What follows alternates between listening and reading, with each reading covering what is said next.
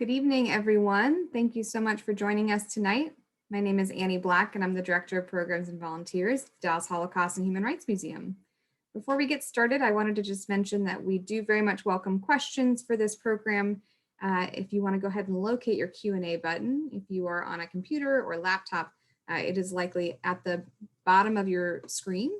You can click that button to ask a question, type it in. If you are on a tablet or mobile device, it might be towards the top as well. So at any point, if you have a question, please go ahead and type that in, and we will get to all of those at the end of tonight's program.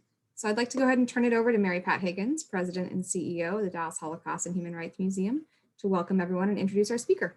Mary Pat? Thanks so much, Annie. Good evening, everyone, and thank you so much for joining us tonight for the program Beyond Nuremberg, the Global History of Nazi Trials. I'd like to start by thanking our community partners for this program. We sincerely appreciate your ongoing support of the museum.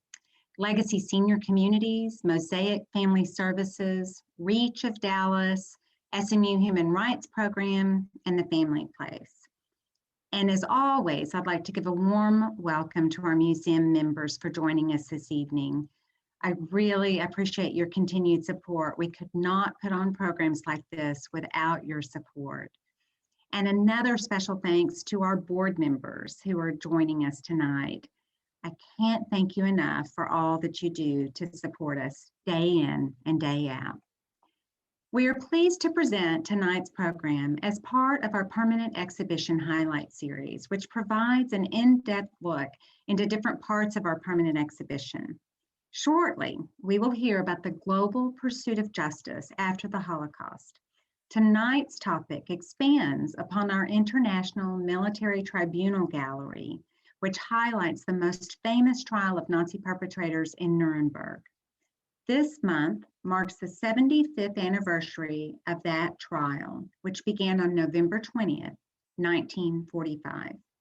We are so pleased tonight to welcome Dr. Devin Pendas, Professor of History at Boston College.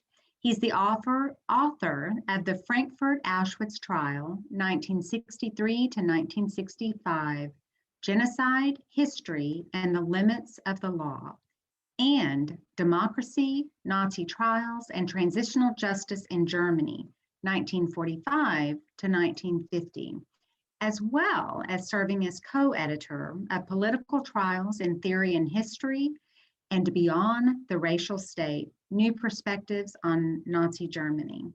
He's been a guest professor at the J.W. Goethe University in Frankfurt, Germany, and at Meiji University in Tokyo, Japan. We will have time for questions at the end of tonight's program, and as Annie mentioned, please use the Q&A button located at the bottom of your screen to type out your questions, and we'll do our best to answer as many as possible.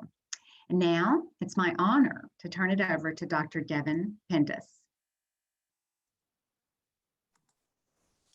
Thank you, Mary Pat, for the introduction. Thank you to Annie and to Spencer Cronin for the invitation. And thank all of you out there virtually for joining us this evening. As Mary Pat mentioned, I am going to be talking about the global history of war crimes trials, and I'm going to start my slides now. And from beginning, slideshow, hold on, there it is. Okay, so everybody knows about the Nuremberg Trial, right? And I will talk a bit about the Nuremberg Trial tonight here as well. But what many people don't realize is just how widespread and long-lasting the effort to pursue justice for Nazi crimes was after the Second World War. Indeed, there are investigations and preliminary legal maneuvers for trials ongoing in Germany to this day. And I will share some numbers with you here in a minute, but the total number of people investigated and prosecuted is actually quite enormous. And so I want to talk a little bit about Nuremberg, but then also quite a bit about the trials beyond Nuremberg. Now,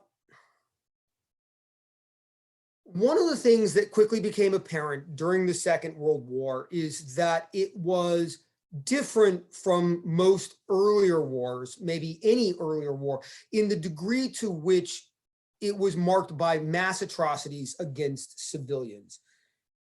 And Allied leaders and the governments in exile of occupied Europe, began very early on talking about the need for justice after the war, and began internal debates about what to do, what justice might actually look like. We have here a couple of quotes from very early on, from October of 1941. You'll notice one of them from Franklin Roosevelt. This is before the United States is even actually at war, right? These comments came in response to reports of Germans executing hostages in France for partisan warfare activities. So just a quick reminder on, a little bit about the scale of the violence in World War II, right? There were anywhere between 70 and 85 million people killed, 50 or so million of them from direct violence. Of that total, between 55 and 60 million were non-combatants, civilians or POWs. Right.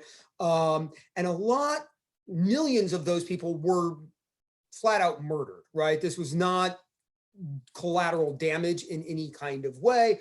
And if you look just at Nazi atrocities, that is to say, violence not associated with the war per se, right? You have roughly 6 million Jews, between 200,000 and 500,000 Sinti and Roma, 3.3 million Soviet POWs, altogether about 19 million Soviet civilians, right? So 130,000 or so mentally and physically handicapped people within Germany itself.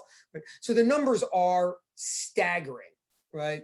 And during the course of the war, right, the leaders of the Allies, became convinced that they had to do something about this.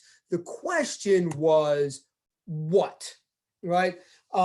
Most previous wars ended with amnesty and political settlements, right? There had been some attempts in earlier wars at legal prosecutions, right? There were some after the American Civil War. There were some after World War I, but these had been sporadic, not very high quality, and had often produced very unhappy results, right? But again, the scale of the Nazi atrocities meant that you couldn't just say, we're going to have a political settlement. But the question for the Allies is what exactly they should do.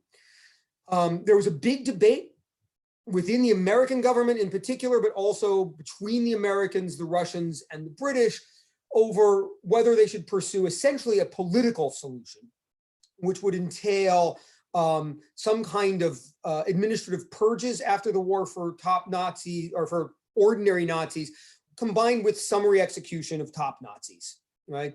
In the American context, the Secretary of the Treasury, Henry Morgenthau Jr., favored summary executions.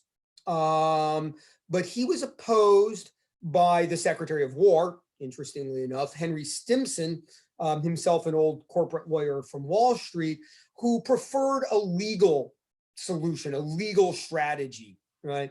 Who argued that trials would be better than summary executions because they would highlight the superior morality of democratic countries, and they would teach the Germans and the world the lessons that could be learned from Nazi atrocities, from learning about Nazi atrocities, from presenting the evidence about Nazi atrocities.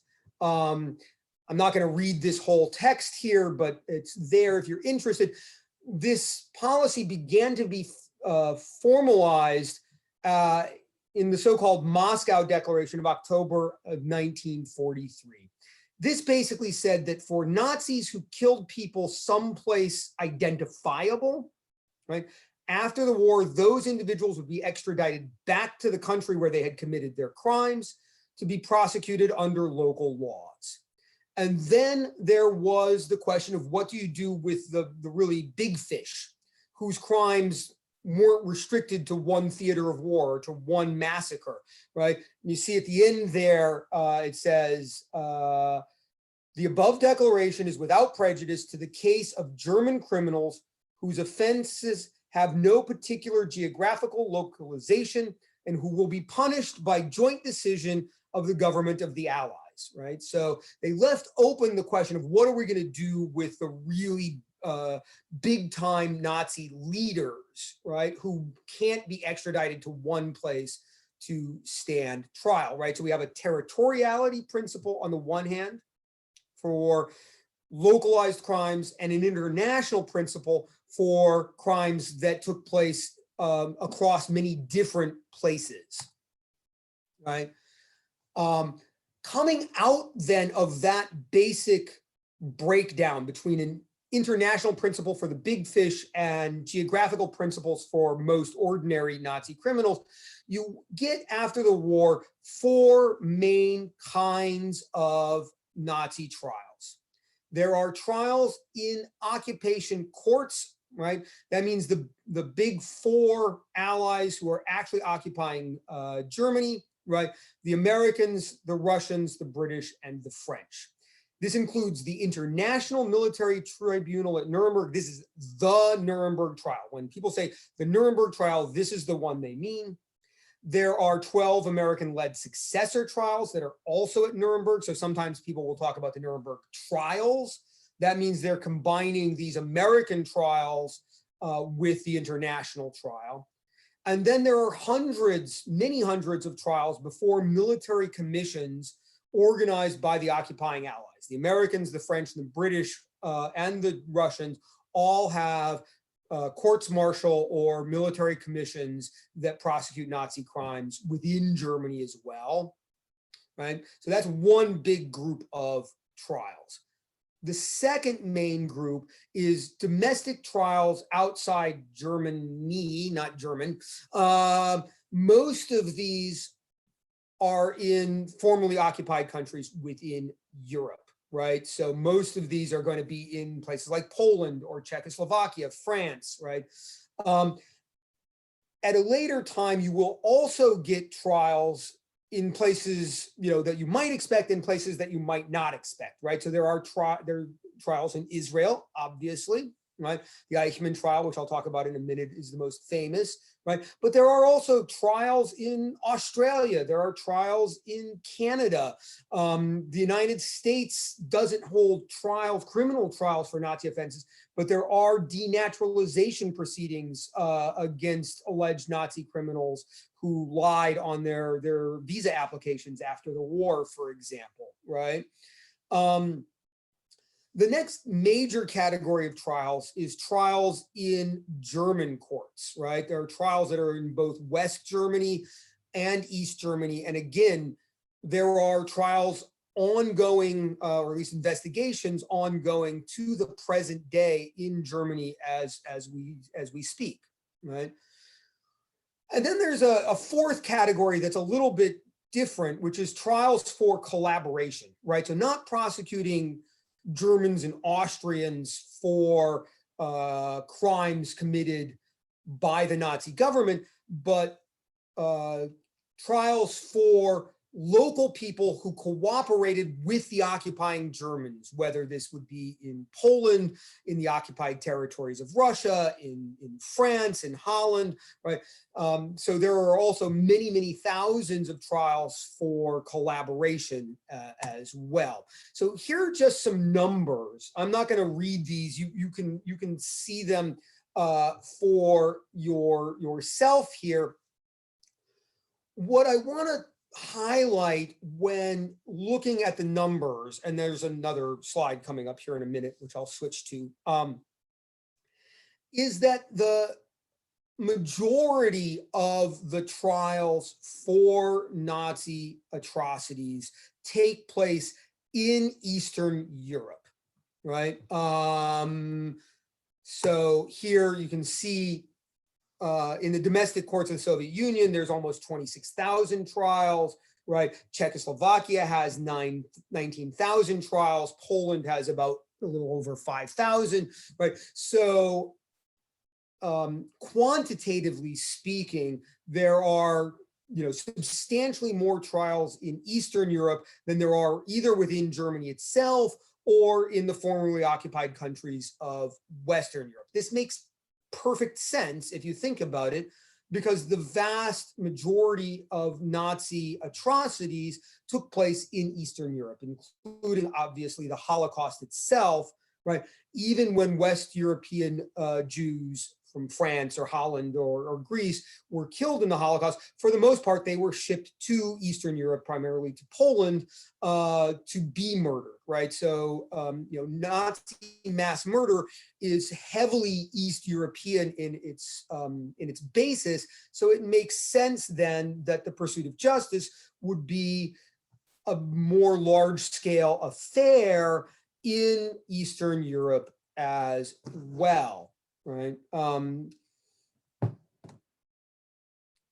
in addition to thinking about the four kinds of trials, right? Trials in occupation courts, trials in domestic courts elsewhere in the world, trials in German courts, and collaboration trials, you have to think about periodization, right? These trials change over the course of the post-war period, right?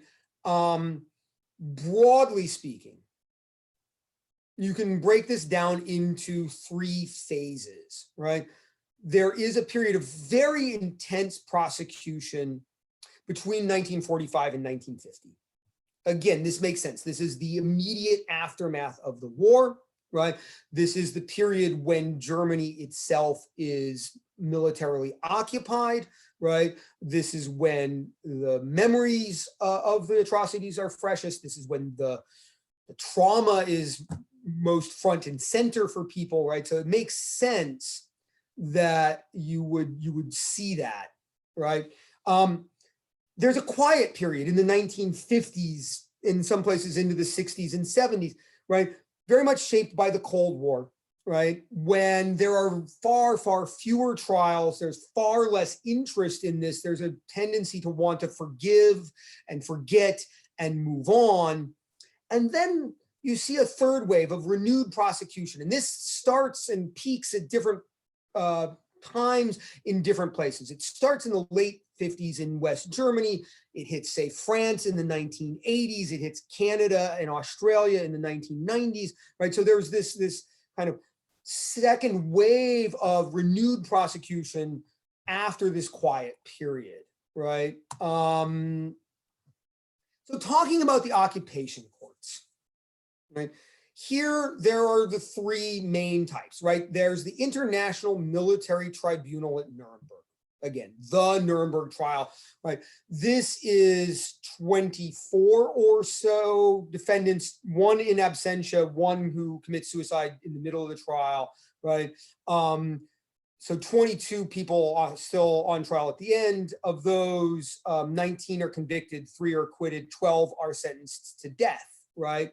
Then there are, and I'm going to say a little bit more about this. The International Military Tribunal, there are 4 main charges against these defendants, right? Crimes against peace, that is to say, aggressive war. Starting the war itself is, especially as far as the Americans are concerned, the most important charge, right? War crimes, which is kind of an older category, right? There have been trials for war crimes. War crimes is an established category under international law dating back into the 19th century, right? This is crimes against non-combatants, murder, kidnapping, enslavement, right? then crimes against humanity, which is a complicated category, and I'm not going to get too far into the weeds here, but in this time period, the main thing about crimes against humanity is it's something that can be prosecuted for crimes that Germans committed against their own citizens, right? War crimes have to be, again, the law has changed since then, but at the time, war crimes had to have been committed against foreign nationals, right? Crimes against humanity could be committed against German citizens, right? It also encompasses things that don't necessarily fit under the category of war crimes, like persecution on political, religious, or racial grounds, right? And then the other charge is the conspiracy to commit any of these other three. And that was an attempt by the International Military Tribunal to deal with the problem that a lot of the defendants were very high-ranking Nazi officials, right? Goering was the highest-ranking one, but many of these people were very high-ranking. They didn't shoot anybody, right? They didn't personally murder anyone. So how do you prosecute people who are kind of 2 or 3 or 4 steps removed from the actual killing, but are responsible for it? And the idea was, drawing on American law to get at the mob, you can charge him with conspiracy, right? A mob boss can be charged with murder even if he doesn't pull the trigger. Well, the same idea applied here, right? So that's a quick overview of the International Military Tribunal. I'm happy to talk more about that in the Q&A if people want. So the successor trials, the American-led Nuremberg Military Tribunals, that's what the NMT stands for, right, were not international. These are only American trials. They're American judges, American prosecutors, German defendants, obviously, right? There are 12 of these altogether, right? They're based on a slightly different law than the International Military Tribunal, although the wording is virtually identical. So it's the same charges, right? Crimes against peace, crimes against humanity, etc., right? And the point of these trials was to kind of prosecute, the second tier functional elite of Nazi Germany. So not the political leadership or what was left of the political leadership, but the people who were helping that leadership, right? So there were trials for physicians and trials for lawyers. There were trials of members of the SS and the police. There were a series of trials of big business leaders, focusing in particular on their use of slave labor, right? And then there were also trials of government officials, sort of second tier government officials, under secretaries of state kind of level, right? And some senior military officers who were not tried at the International Military Tribunal, right? This was a bigger set of trials, obviously, than the IMT. There were 124 indictments, right? 142 convictions, including 24 death sentences, right? So these combined, right? The IMT and the NMT are what people mean when they talk about the Nuremberg trials, right? So now I am going to, as the title promised, go beyond Nuremberg, right? As I've already mentioned, right, each of the occupying powers within post-war Germany also conducted trials before military courts, right? The details vary between each of the allies. It's not worth getting into the weeds on, right? These focused almost exclusively on traditional war crimes, right? Which means essentially, above all, murder and the use of slave labor, right? In particular, they were very interested in crimes against their own nationals, right? Crimes against POWs, or for the Russians, crimes against civilians in the rear areas, right? In contrast to the Nuremberg trials, these things were not big media sensations, right? Most of these things happened pretty quietly. They were pretty low-key affairs. They were pretty quick for the most part, right? So yeah, so these military trials were, again, an attempt to get at much lower ranking Nazi perpetrators, right? A lot of the defendants in these trials, most of the defendants in these trials were the people who did pull the trigger, right? They were not the leaders, but they were the kind of the on the ground perpetrators, if you will, right? So turning now to domestic trials in, the formerly occupied parts of Europe, right? In these countries, in many cases, right, the concern was far more for collaboration than for German crimes, properly speaking. They did prosecute Germans, right? The numbers that are up here, way back here, right, are of Germans and Austrians, right? So these are not collaboration trials, right? So 2,300 trials of Germans in French courts, for example, right? But there were also a vast number of trials for their own citizens who collaborated with the Germans. So, the Soviets convicted around 30,000 Germans and Austrians for wartime crimes, but by one estimate, they convicted more than 2 million Soviet citizens of crimes associated with collaboration, right? At one point, there were 95,000 people interned in the Netherlands on charges of collaboration, right? And the Netherlands convicted 241 Germans. So you can see that, in these domestic trials in occupied or formerly occupied Europe, the emphasis was more strongly on collaboration than it was directly on the crimes of the Germans themselves. So I showed you there were about 2,400 convictions of Germans in French courts. There were between 10 and 15,000 summary executions in the immediate aftermath of liberation, right, for collaborating with the Germans.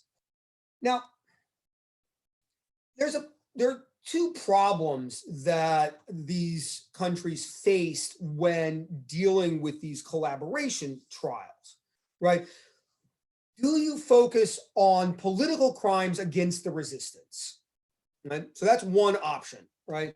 The problem, especially in Western Europe, is that the resistance was heavily dominated by communists.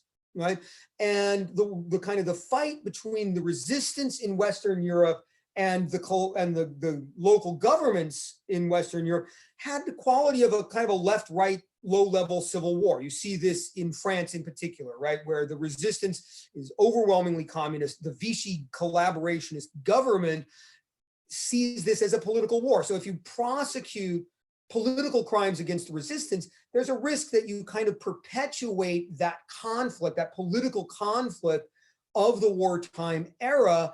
And you also risk giving, valorizing the communist movement, which in Western Europe certainly is the last thing they want to do.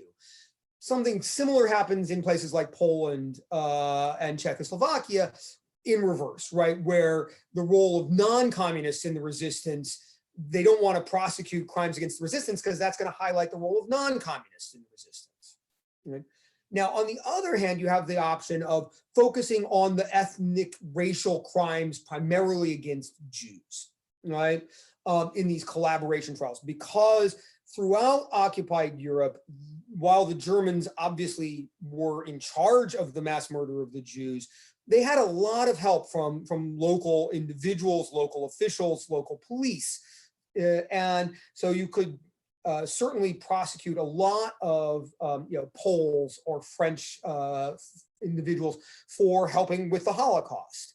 The problem with that is all these societies were busy trying to cast themselves as purely victims of the Nazis, right? And if you're having a bunch of trials saying, oh my God, look at all these French police who were involved in rounding up Jews and deporting them to Auschwitz, well, that really kind of undermines this story that you're trying to tell yourself as part of a post-war political legitimation strategy, that we are all unified as innocent victims of the Nazis, right? So very quickly in the course of the 1940s, these countries all more or less abandon prosecuting collaboration because it's just politically such a can of worms that most of these countries, by the end of the 1940s, let it drop like the proverbial hot potato.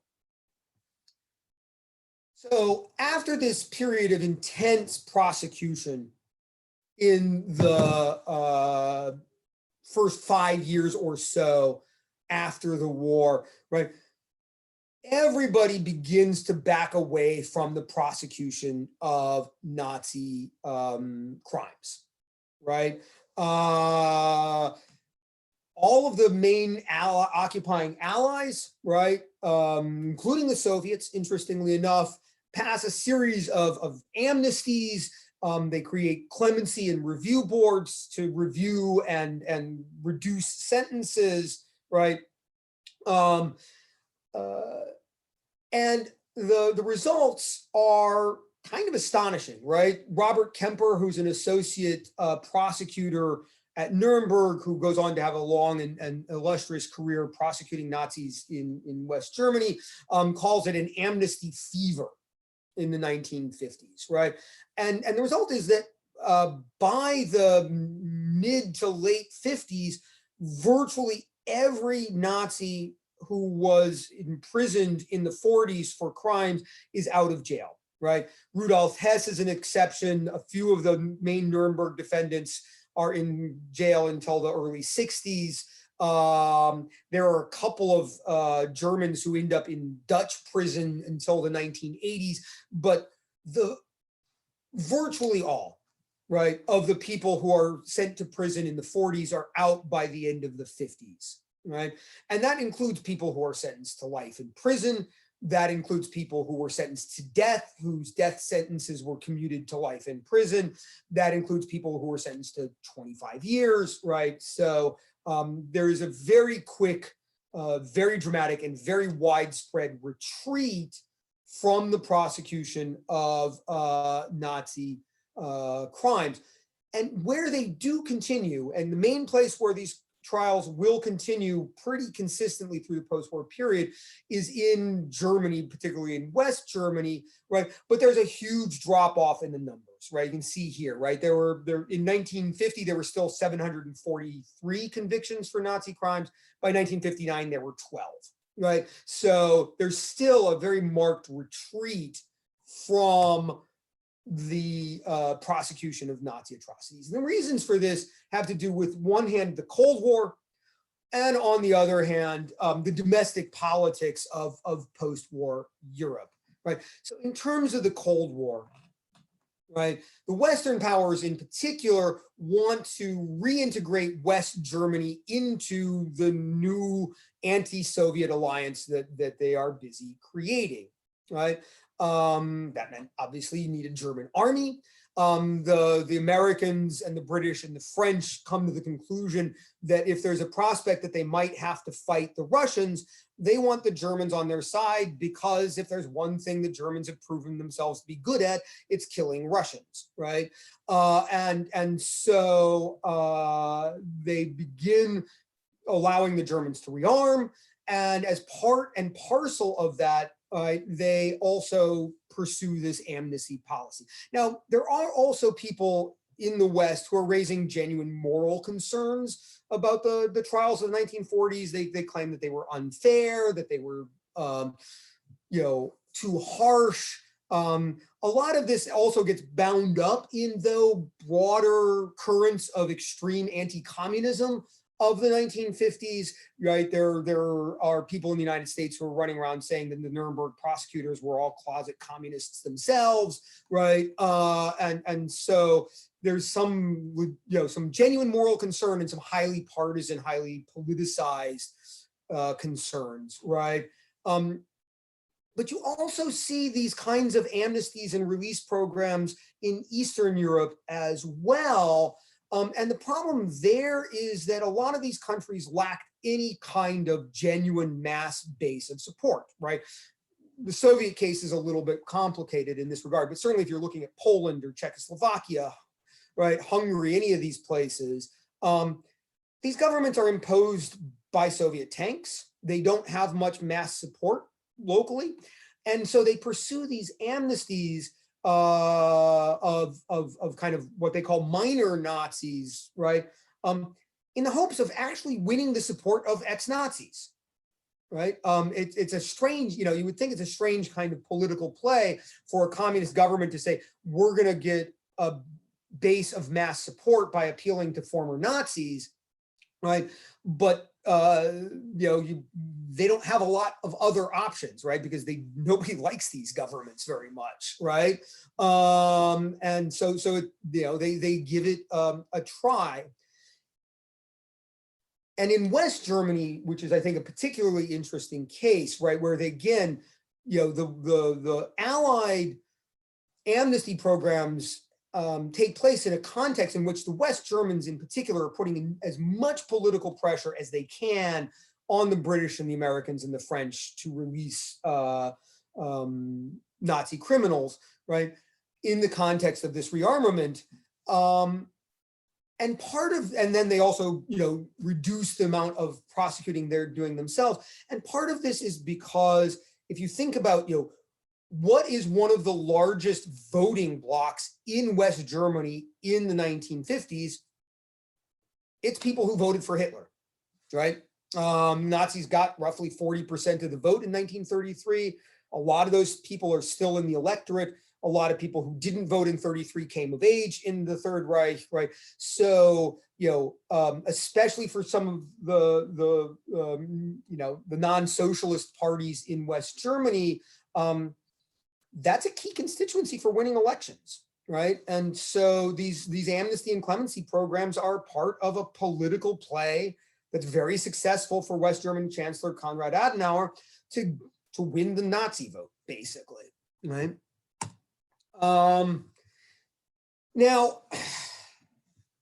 the wave of renewed prosecutions that start are more complicated. I'm not gonna go on at great length about each of these cases individually, right? But they're complicated because the timing is very different in different parts of the world, right? And I just want to mention a few key kind of moments in this, sort of third phase, this second round of prosecutions, and talk just a little bit about some of the highlights of this phase, right?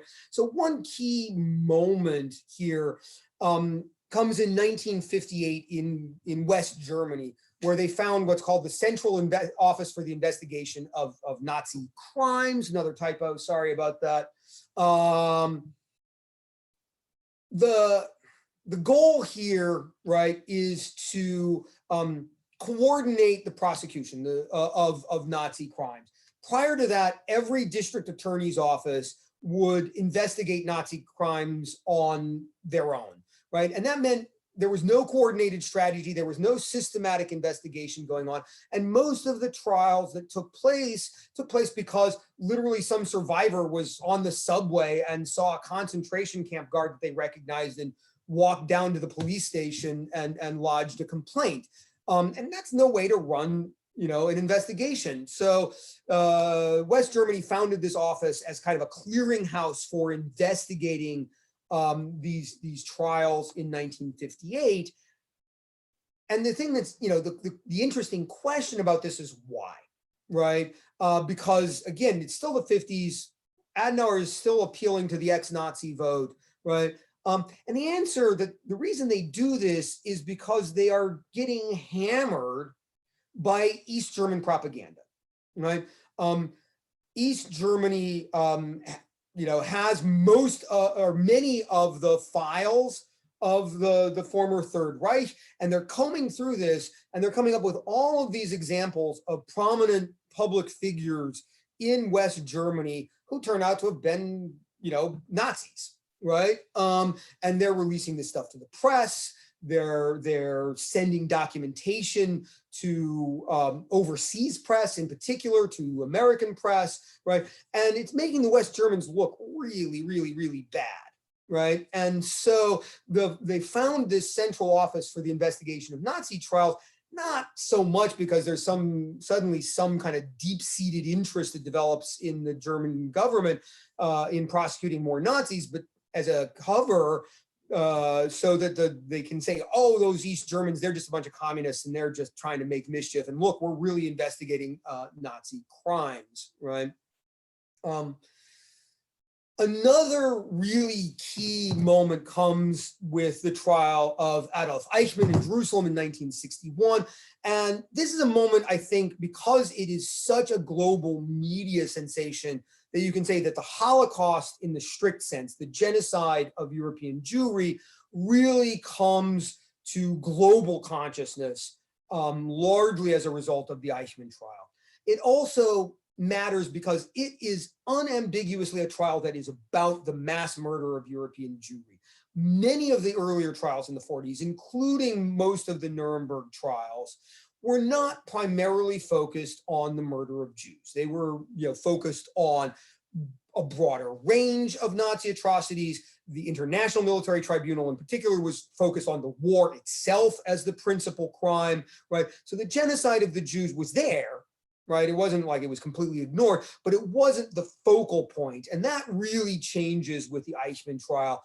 And because that's such a global media sensation, I'd say that's the moment when really kind of a global Holocaust awareness starts to coalesce, right?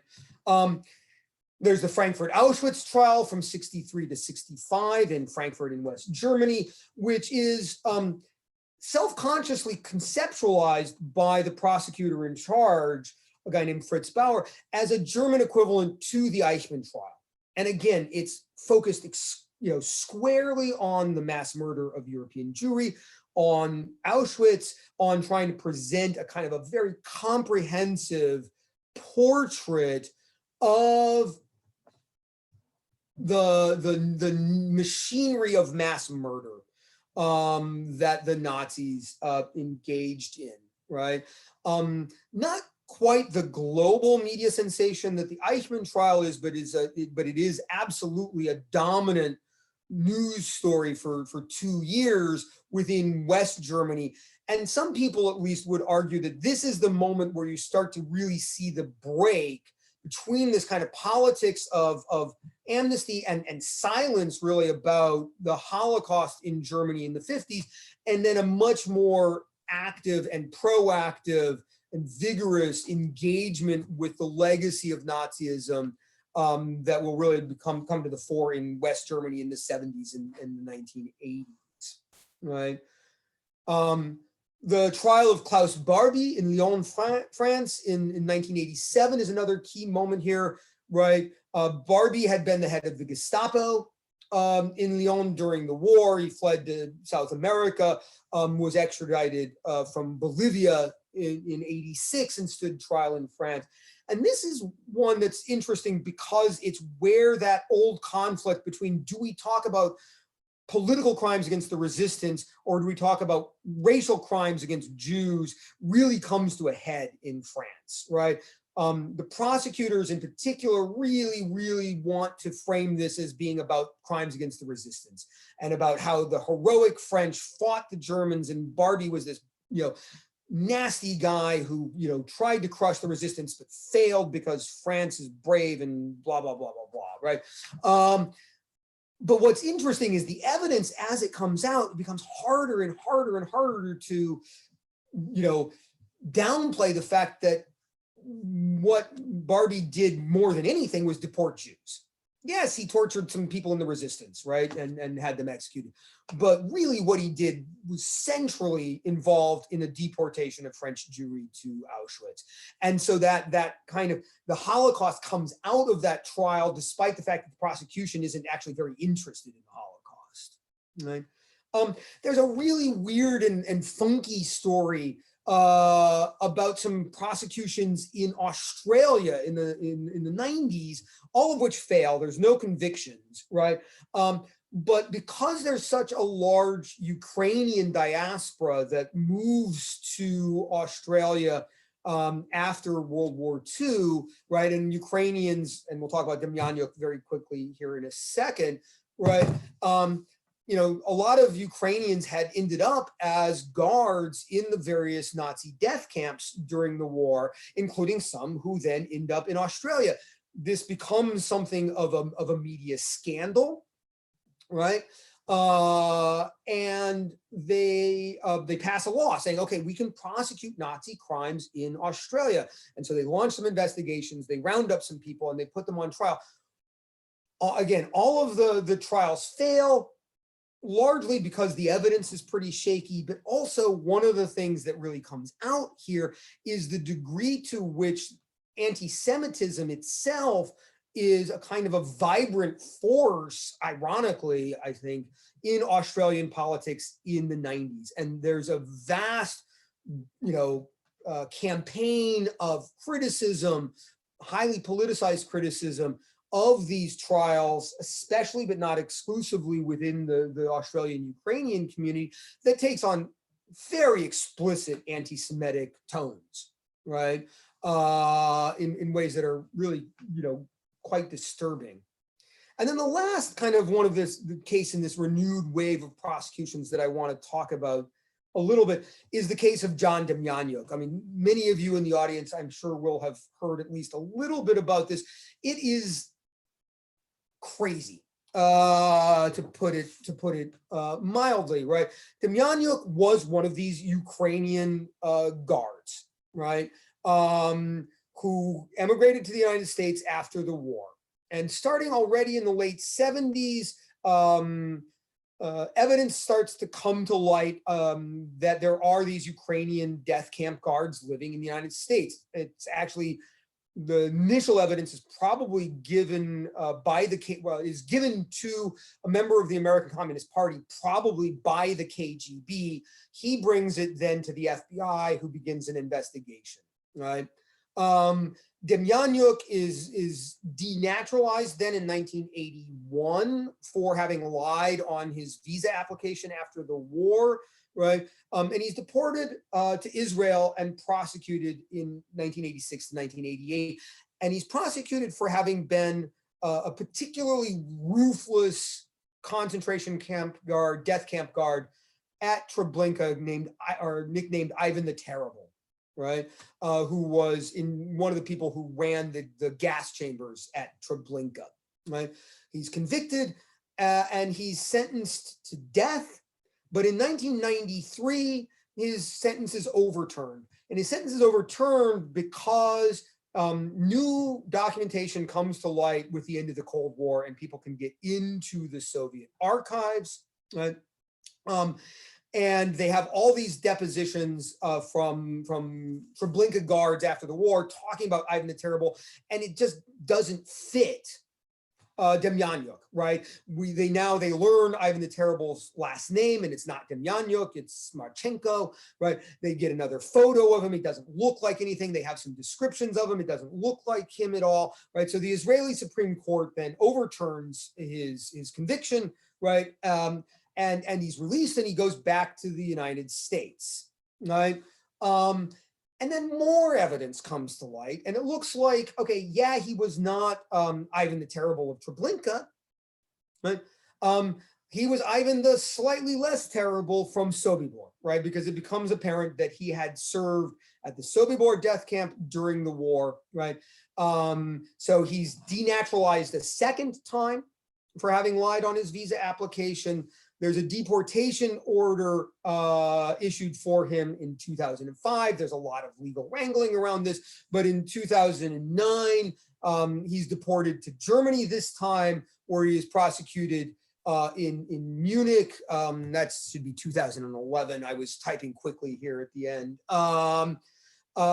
And is sentenced to 5 years, right? Which is not a lot, but German sentences tend to be pretty lenient by American standards. He dies while his appeals are pending, so he never actually serves any jail time in Germany. But it's this kind of this sense that well into the 21st century, prosecutors and judges are still very much interested in pursuing justice for these cases, despite the fact that, you know, the defendants are all now pretty much universally in their 90s, right? So I think with that, I will wrap it up, and I believe we will have time for some questions.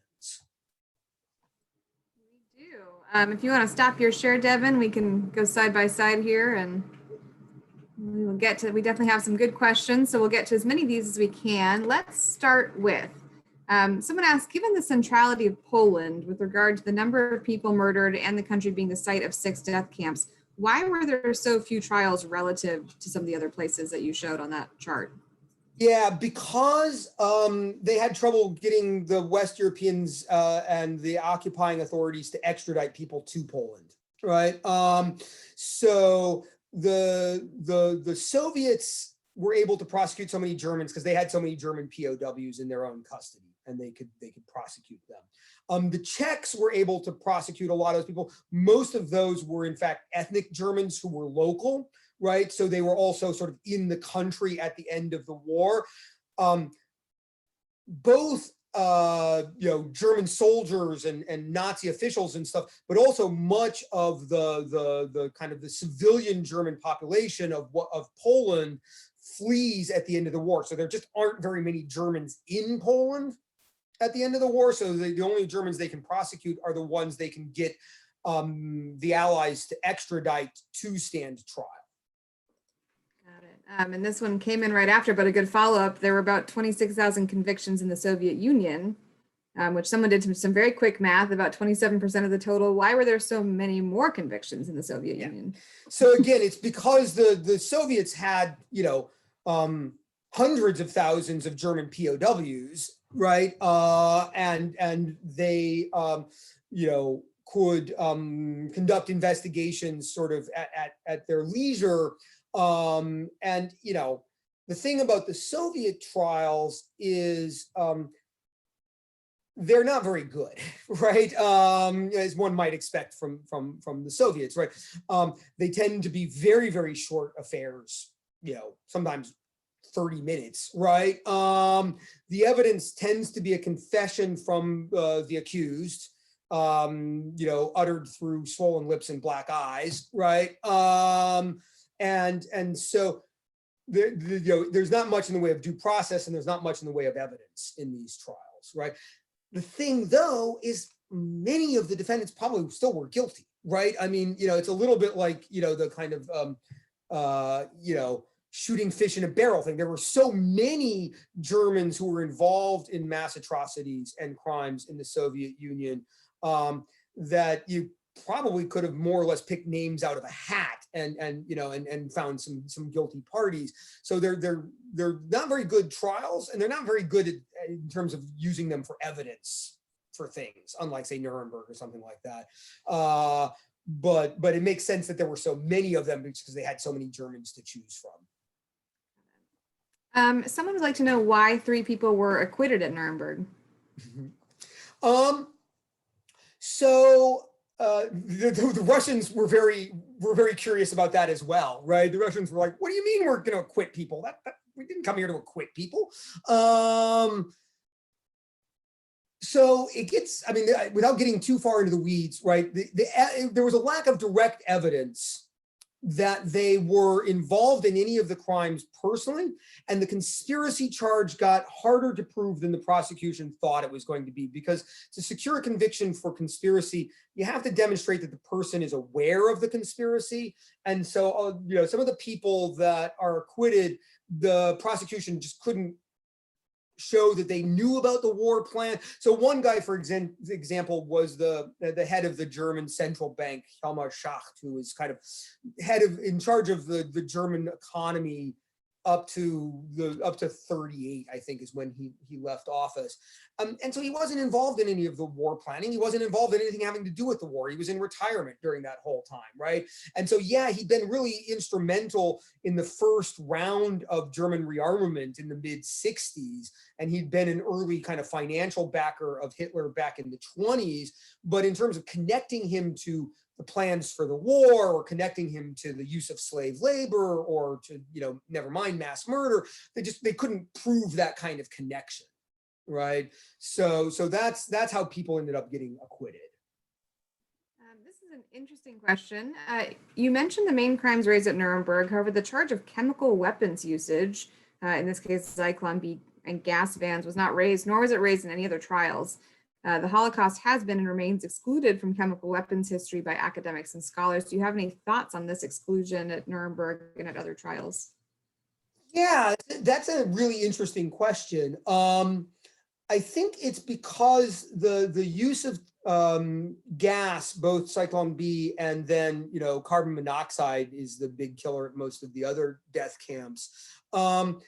Because it's used in the context of gas chambers, it's not used in the context of any kind of even remotely vaguely combat operations, right? Was folded into simply the murder. So they do talk about the use of gas, both at the International Military Tribunal and then in many, obviously at the Frankfurt Auschwitz trial, they talk at great length about the use of the gas, the procedures, how it's ordered, how the paperwork is filled out, how it's put into the gas chamber. All of that gets discussed at considerable length, but it's talked about in the context really of genocide. They're not really prosecuting genocide in the technical legal sense, but they're framing it in terms of kind of the mass murder of civilians in a camp setting. And I think most people have thought of chemical weapons as being somehow connected to combat,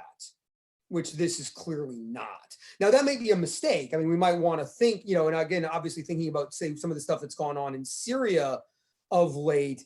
It's not, yeah, they're throwing it out of helicopters, but it's not really combat, right? They're throwing it into, they were throwing it into residential neighborhoods in order to terrorize a civilian population, right? So maybe maybe we should think about that as being closer to gas chambers than to, World War I mustard gas attacks kind of thing.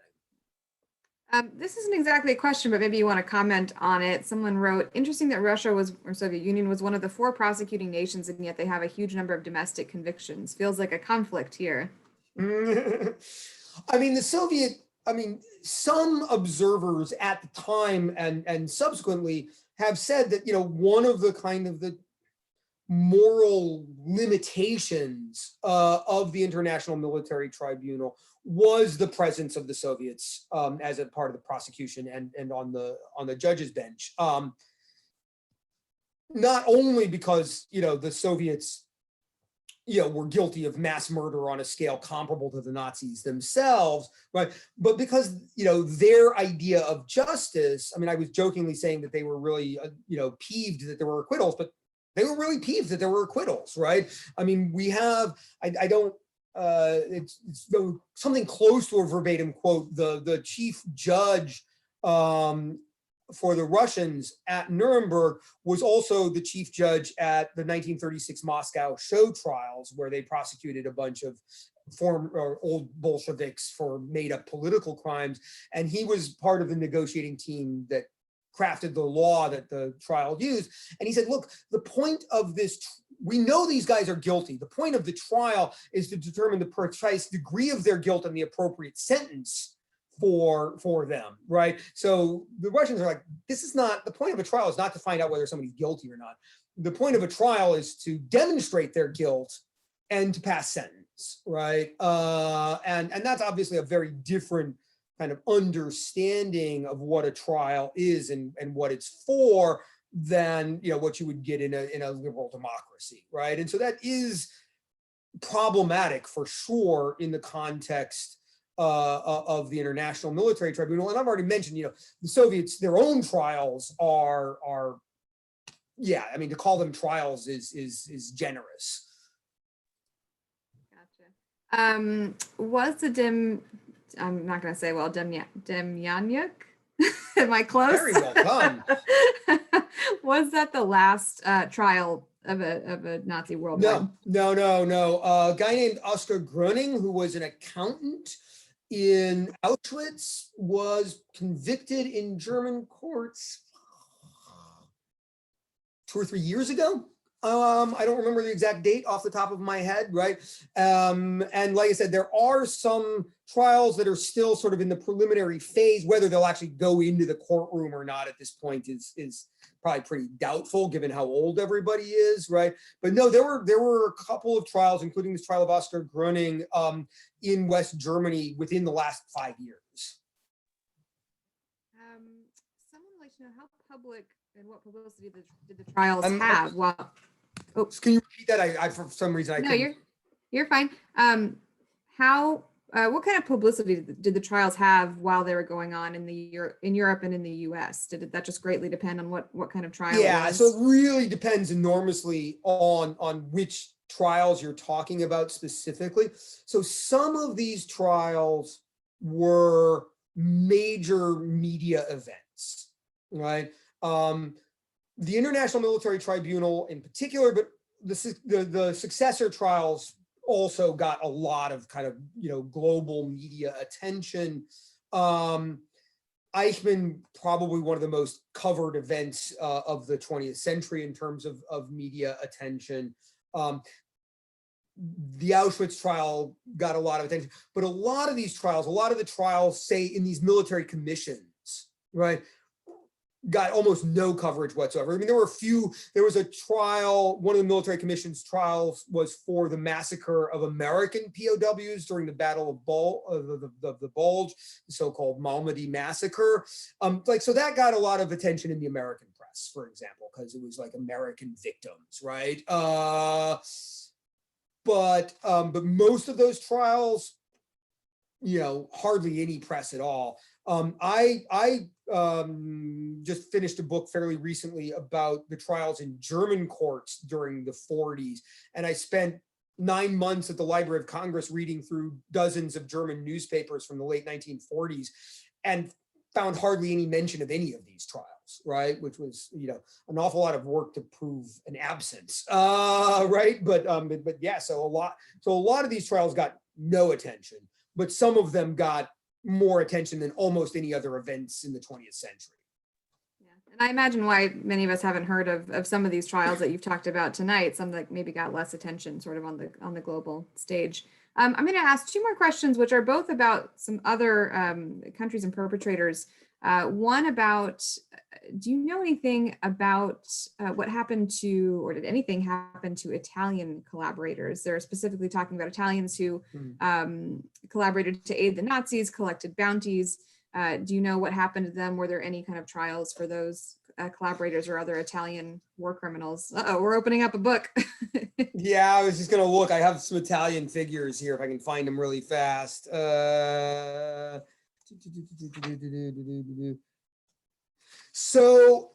in Italy, it's interesting. So only 35 Germans or Austrians are convicted in Italy after the war. But there are many thousands of summary executions, right? I mean, most famously Mussolini, obviously, right, who ends up, hanging from a lamppost at a gas station. But there are, as in France, but on a much larger scale, because the last couple of years of the war in Italy are a de facto civil war, among other things, right, between kind of fascists and communists. And so there are many thousands of summary executions. And so Italy is one of these places where that low-level civil war of the last couple of years, they don't do a lot of prosecuting after the war because they don't want to perpetuate that, right? If they're prosecuting people for killing communists, that would create political problems, right? But if they certainly aren't going to prosecute communists for killing fascists, right? And so so there's a lot of kind of summary violence, even after the war, even in the early, in the early post-war period, but there aren't a lot of trials. And We'll end on this question, and this is going to be a little bit of an opinion question from you, if that's okay. Someone asked, in your opinion, do you feel that all of these trials serve in any way to deter more present day or recent genocides? Have you seen any evidence about that or anything in your research? I mean, this is a very hotly debated topic. I mean, the deterrent value of criminal prosecutions is a hotly debated topic just for ordinary criminality, right? So there's a lot of literature by criminologists on how do you deter drug trafficking or whatever, right? So there are certainly very respected scholars out there who make a strong argument that yes, the threat of prosecution does deter mass atrocities, right?